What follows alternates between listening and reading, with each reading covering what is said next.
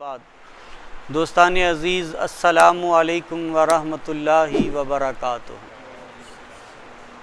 سلسلہ وار سیرت مصطفیٰ صلی اللہ علیہ وسلم کے حوالہ سے ہمارا درس جاری و ساری ہے۔ گزشتہ محفل پاک میں جو جامعہ مسجد عبداللہ میں منعقد ہوئی، اس میں گفتگو یہاں تک پہنچی تھی کہ حضور علیہ السلام نے 12 سال کی عمر میں تجارت کا سلسلہ شروع فرما دیا اور اپنے چچا جان حضرت ابو طالب ان کے ساتھ شام کا سفر فرمایا اور وہاں بحیرہ راہب نے حضور علیہ السلام کے بارے میں بڑی خوشخبریاں بیان کی۔ اسی سلسلے کو آگے بیان کرتے ہیں۔ اب اللہ کے محبوب صلی اللہ علیہ وسلم کی عمر مبارک 12 سے 15 سال کے درمیان ہے۔ اس دور میں مکہ میں شدید قحط پڑ گیا۔ چٹیل میدان، پتھریلا علاقہ اور پھر قحط اور گرمی اور حرارت بلا کی وہاں ہوتی ہے۔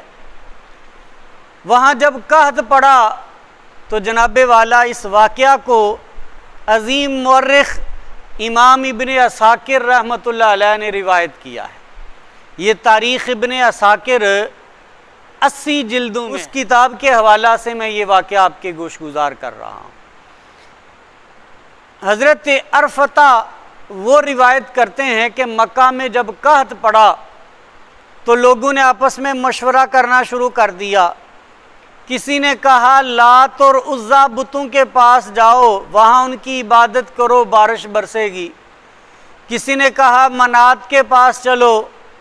جس کے ذہن میں جو آیا وہ باتیں کرتا رہا۔ جاہلیت کا دور تھا، بت پرستی عام تھی۔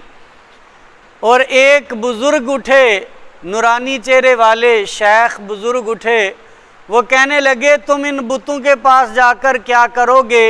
تمہارے پاس تو حضرت ابراہیم اور حضرت اسماعیل علیہ السلام کی نشانی بھی موجود ہے۔ پوچھا کون سی نشانی؟ کہا جناب ابو طالب انہی کی تو نشانی ہے۔ تو جاؤ ان کے پاس جاؤ اور ان سے دعا کرواؤ اور اللہ ان کی برکت سے مہربانی فرما دے گا۔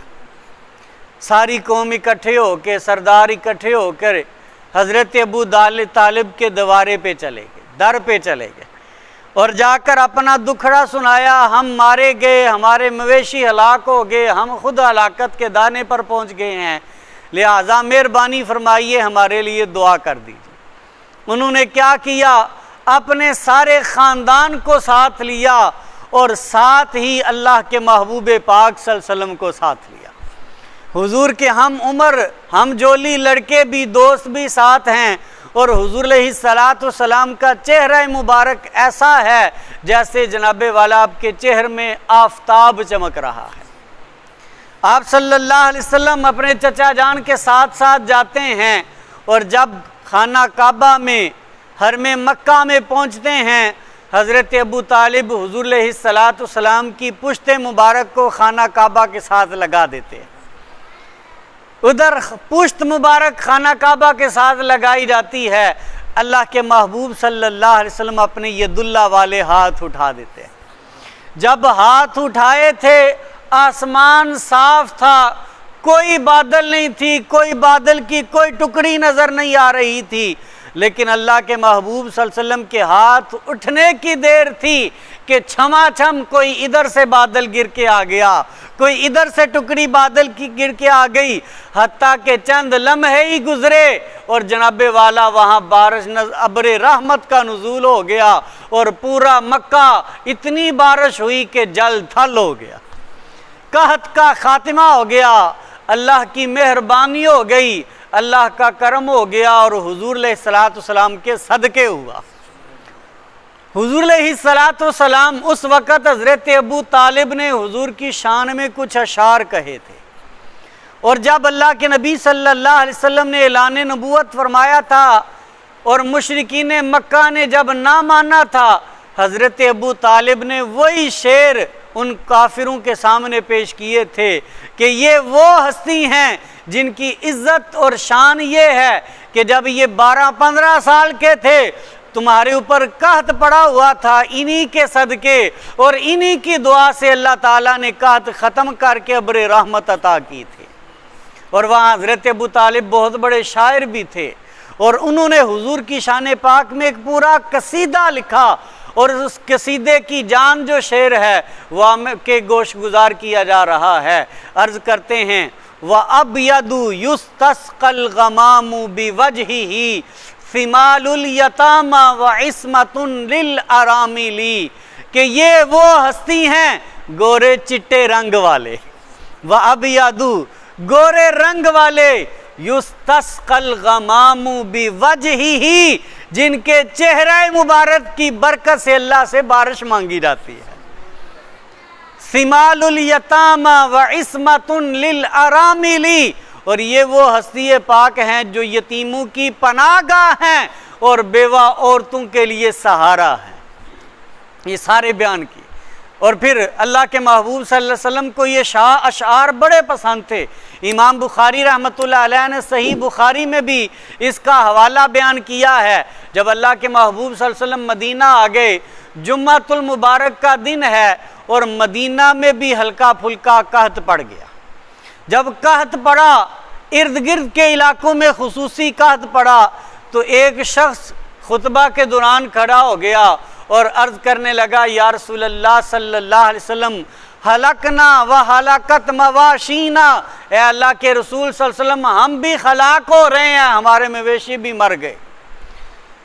اور قحط سخت ہوتا ہاتھ اٹھے تو جناب والا اللہ کے حبیب صلی اللہ علیہ وسلم کے ہاتھ اٹھنے کی دیر تھی کہ سارے کے سارے ارد گرد سے بادل کی ٹکڑیاں اکٹھی ہو گئیں، اور ید اللہ والے ہاتھ ابھی نیچے نہیں آئے، یہاں تک کہ مدینے کی پوری فضا پہ ابر رحمت کا نزول شروع ہو گیا۔ اور یہ سلسلہ ایک دو دن نہیں، پورا ہفتہ جاری رہا، ابر رحمت کا یہ سلسلہ جاری رہا۔ لیکن جناب والا جب بارش کثرت سے ہو جائے تو وہ زحمت بھی بن جاتی ہے۔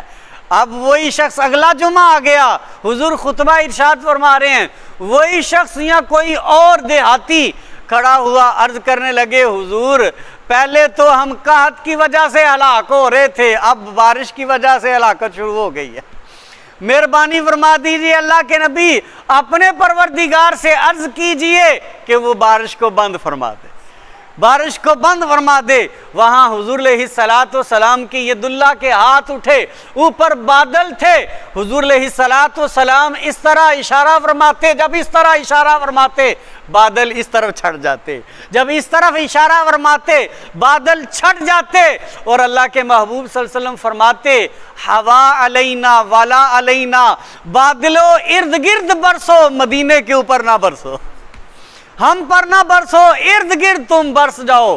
اللہ کے محبوب صلی اللہ علیہ وسلم کا یہ معجزہ بھی جب صحابہ نے دیکھا، حضور علیہ السلام نے اس وقت پسند فرمایا کہ کاش آج میرے چچا حضرت ابو طالب ہوتے تو وہ مجھے وہی شعر سناتے، وہی شعر سناتے، اور یہ منظر دیکھ کر ان کی آنکھیں ٹھنڈی ہو جاتی۔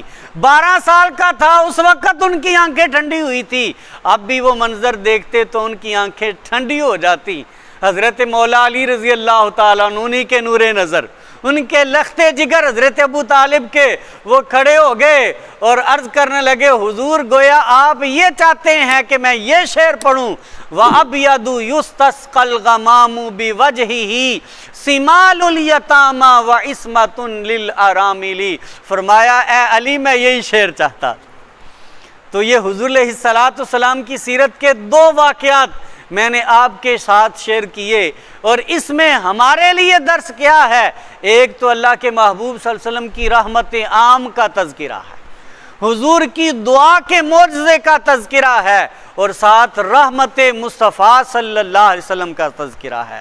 اس سے ہمیں یہ درس ملتا ہے جب ہم کسی کو مشکل میں دیکھیں، مصیبت میں گرا ہوا دیکھیں، مصائب و آلام میں دیکھیں، تو ہمارے دل دکھنا چاہیے، ان کے لیے ہماری کوشش ہونی چاہیے کہ اس کی جتنی ہم ضرورت پوری کر سکتے ہیں ضرورت پوری کریں۔ مصیبت کو ٹال سکتے ہیں، مصیبت ٹالیں، اس کا دست و بازو بن سکتے ہیں تو ہم دست و بازو بنیں۔ ان واقعات سے ہمیں سیرت پاک کے یہ اصول، یہ تجلیات اور یہ رہنمائی حاصل ہوتی ہے۔ اللہ تعالی ہمیں سیرت مصطفیٰ صلی اللہ علیہ وسلم پر عامل بنائے اور سیرت مصطفیٰ صلی اللہ علیہ وسلم کے انوار سے ہمارے ظاہر و باطن کو منور روشن فرمائے۔ وما علینا الا البلاغ۔